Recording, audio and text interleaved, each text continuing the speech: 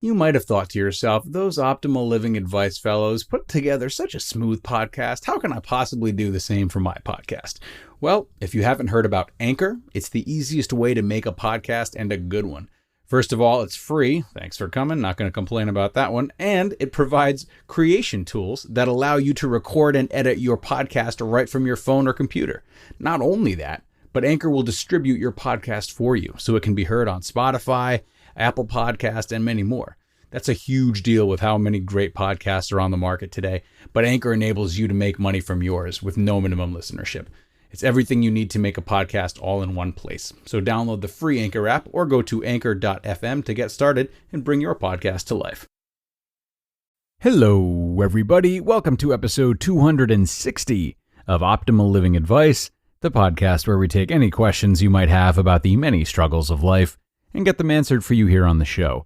I am your host, certified life coach Greg Audino, reminding you before we begin that if you have a question you would like help with on the show, we welcome you to email it to us at advice@oldpodcast.com. You will definitely hear back from us.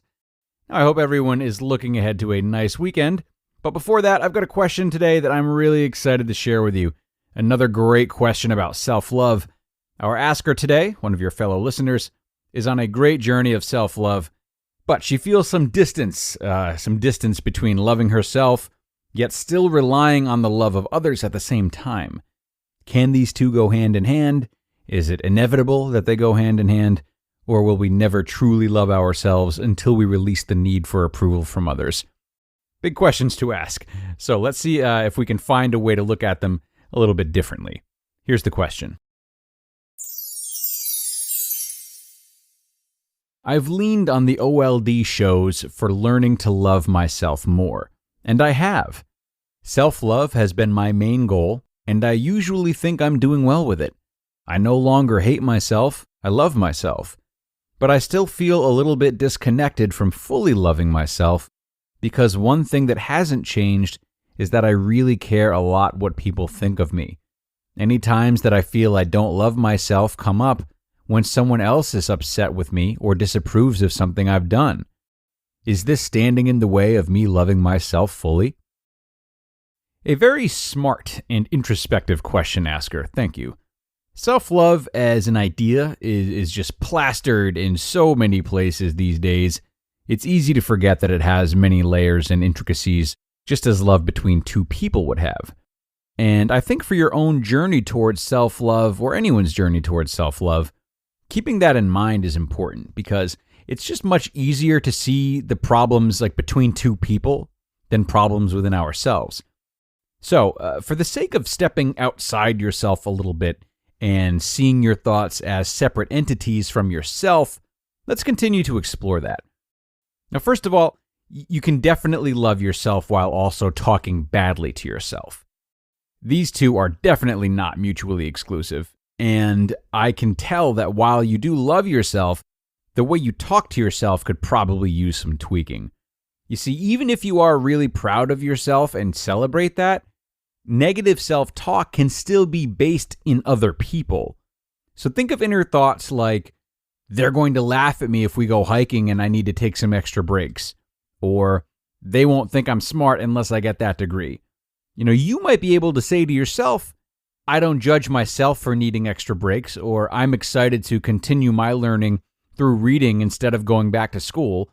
But you approving of yourself like this is not the same as being content when others do not approve, even if they're just teasing. Again, this might be tough to grasp within yourself, though. So, to make things easier, what would this dynamic look like if you were two people in a relationship with one another? Well, how many couples are there in which one person loves the other, relies on that bond, but still treats them badly? There's plenty. Dysfunctional relationships, including with ourselves, work in all kinds of ways. A man can love his wife, but also have deep-seated needs for recognition and respect that cause him to scold her anytime she's saying something embarrassing in front of his colleagues, okay? So if you were your own spouse, what would the equivalent be? Would it be something similar? Based on what you've sent me, I might suggest that for you, it could be partner 1 loves his spouse, named partner 2, and their relationship has been getting stronger, just like your self-love has been getting stronger. But every time someone else feels partner 2 doesn't measure up, partner 1 starts to think, at least for a moment, about how they could do better than partner 2 and try to make partner 2 fit the mold of what partner 1's peers approve of. If this doesn't sound like a perfect fit, then spend some time wording it in a way that does. But if this will do, then the next question is, how would this be remedied? So how would you recommend a couple like this improve their relationship that's actually reflective of what's going on within you? If you were in a romantic relationship like this, especially if you were on the receiving end, so partner 2, what kind of adjustments would you like to see from your partner 1? Of course, this is a question for you and how you define loving relationships, but based on that comparison that I offered, I've got some ideas off the top of my head. One would be that this couple, or at least partner 1, should get some new friends. Ideally, they would be friends who respect both the choices of partner 1 and the qualities of partner 2, not trying to change either of them unless partner 2 is legitimately destructive. Another idea would be that the couple makes sure they are doing enough things with their time that matter to them and not to others outside the relationship. So on an individual level, this would mean you making sure that your time is spent on things in which the primary goal is you just loving and enjoying them, rather than because others like them or because they generate respect from others. And then a third idea would be that partner 1 reminds himself of and practices loving partner 2 for all of their great attributes.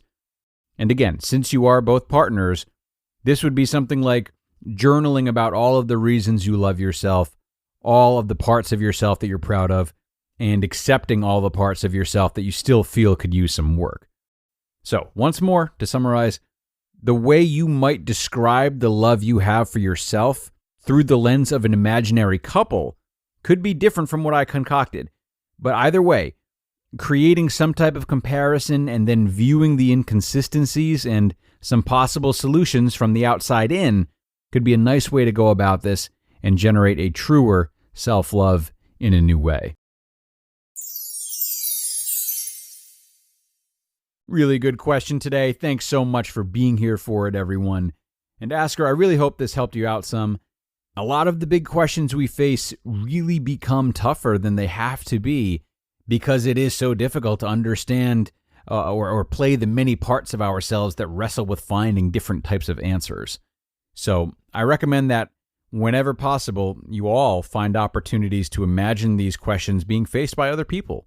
It's very simple. It's very effective. If your question was being faced by someone else, you may not have a confident answer right away, but what types of things jump out to you about them immediately that you maybe overthink a lot more for yourself? How are they self-sabotaging in ways that you're justifying when it's just you? This type of approach can help us to be more objective, which is super important for us due to how challenging it can be to know what's actually good for us.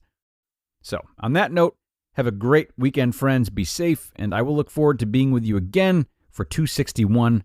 That's on Monday. I'll talk to you then.